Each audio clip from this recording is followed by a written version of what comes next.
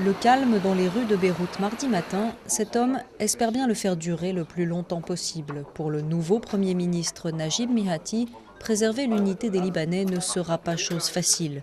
Nommé grâce au soutien du groupe chiite Hezbollah, à peine 2 semaines après la chute du cabinet de Saad Hariri, Najib Mihati se veut l'homme du consensus. Le camp Hariri a pourtant déjà annoncé qu'il ne participerait pas au nouveau gouvernement. J'ai adressé une déclaration à M. Hariri dans laquelle je lui demande de reconsidérer sa position. Je lui demande de nous laisser ensemble dans le même bateau. C'est pour le bien du Liban et c'est dans l'intérêt de tout le monde. Il est temps de voir ce dont a vraiment besoin le Liban et d'y travailler ensemble.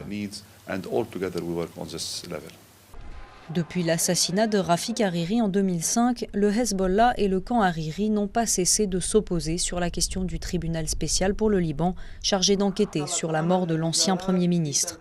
L'opposition entre les deux camps a mené à un blocage politique qui durait depuis plusieurs mois, une fracture que Najib Mihati ne semble avoir aucune chance de surmonter.